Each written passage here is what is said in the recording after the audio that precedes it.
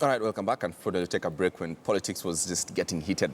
But let's get back to it. And Bomet Governor Isaac Ruto has made it his business to respond to Deputy President William Ruto. The two Rutos are on collision path since 2013 and are clearly eager to take on each other and see who will be the last man standing after August. Governor Ruto, in his response to the Deputy President, tells him that the Kalenjin community has been in all government since 1963 and that the community will be in the next government despite William Ruto. Take a listen.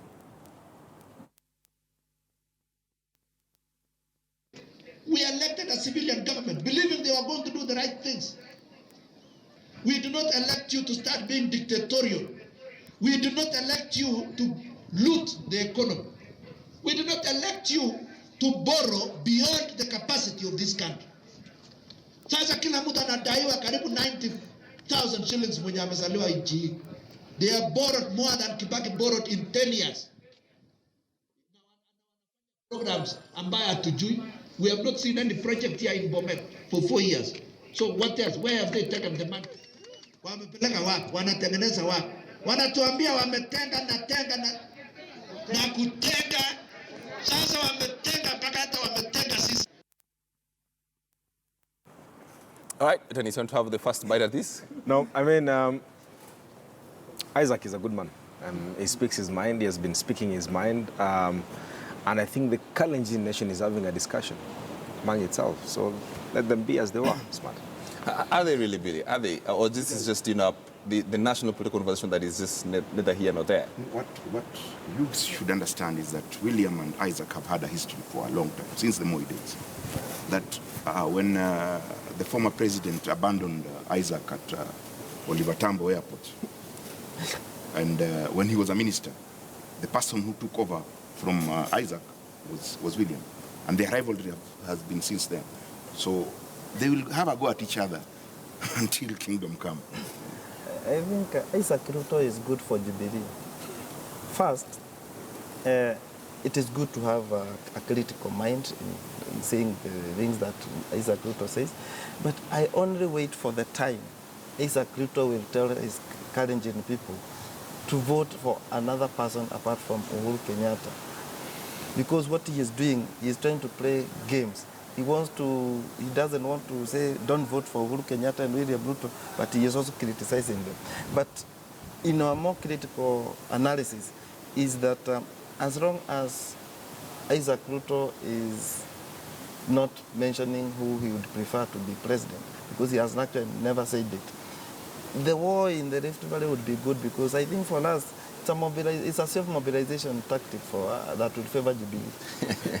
That is interesting. What did he say? For us? Yes. Jubilee, that is.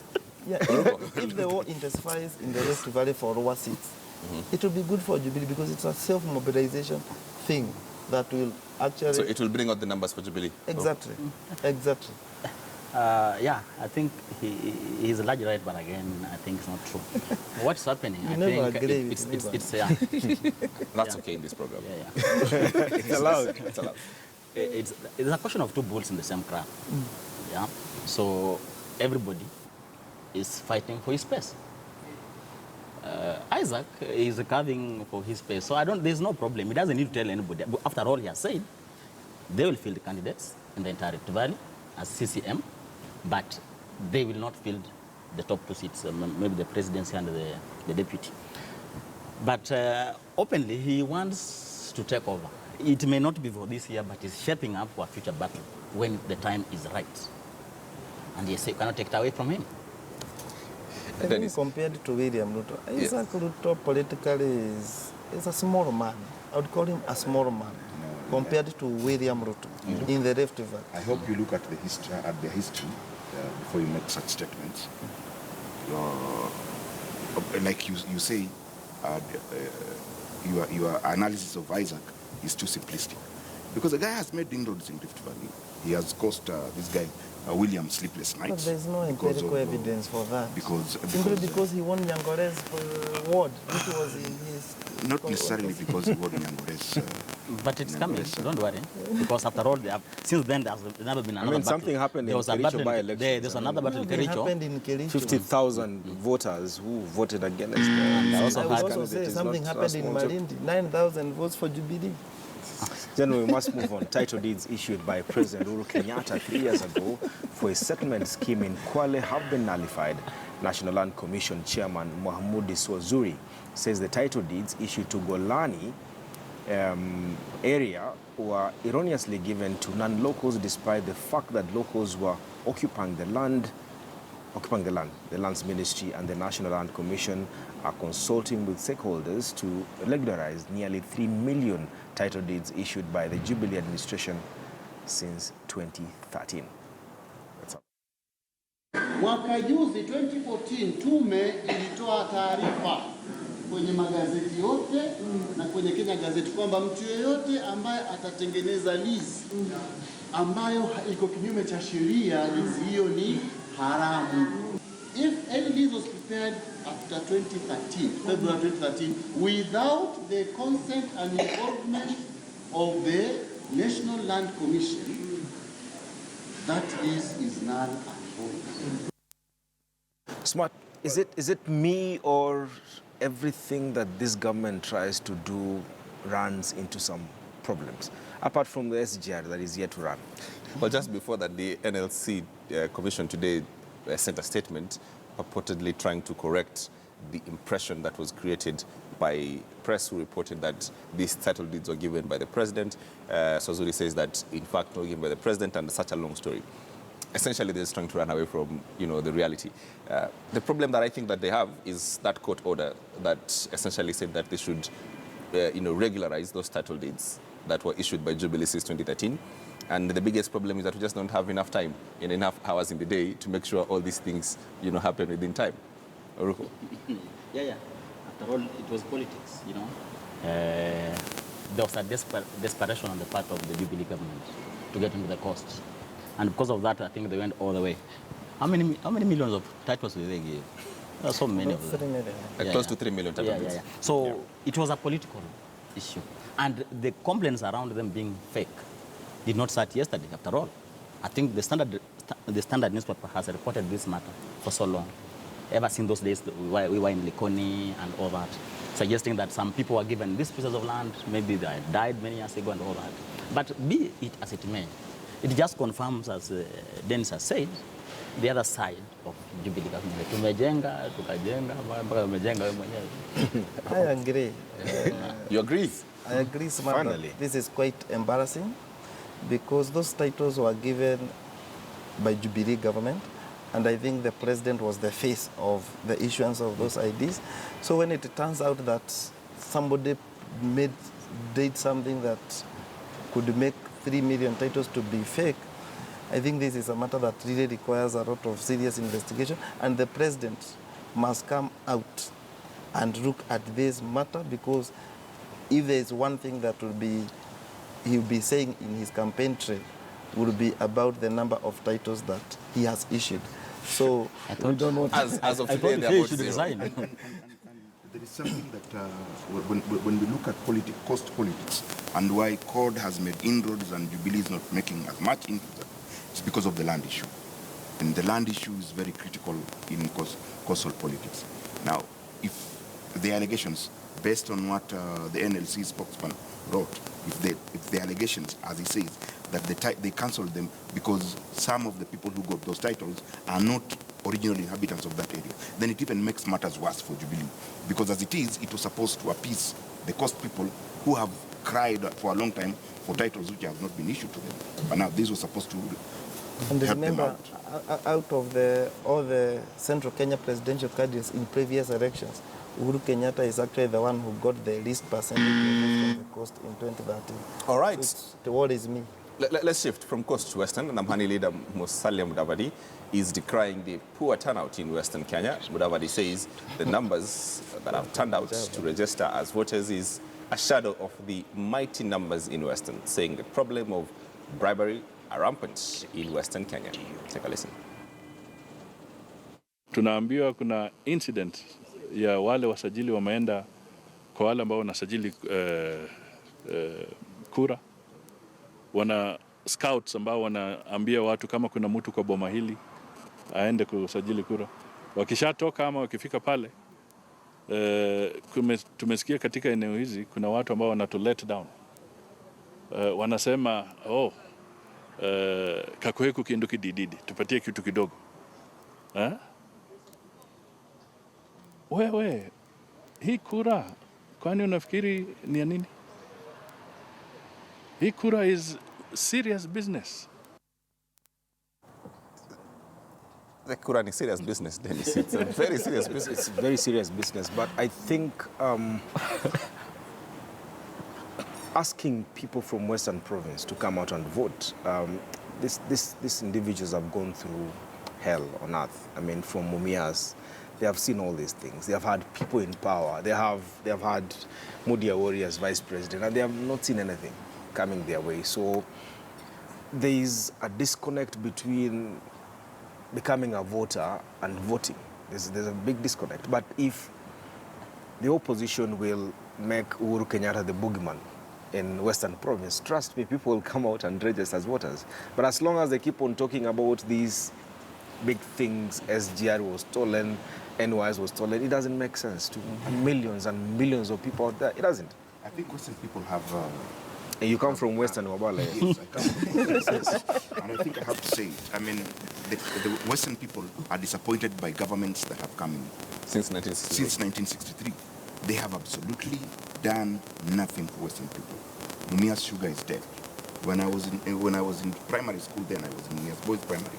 And after every 15 minutes, there would be a tractor with sugar cane. Now you drive from Kakamega all the way to Mumias and not even see a tractor. Basically, the sugar factory is dead because of import of sugar and the likes of it.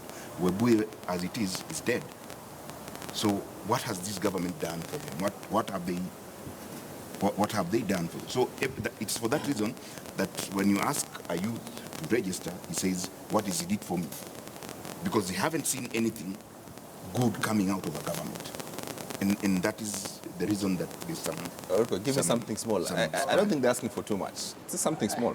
No, from the smart, people who've looted from them. Forget about the looting. Let's now sometimes also discuss these issues. Sometimes it's very painful to be a lawyer, you know. Sometimes it's very painful and very bad, you know.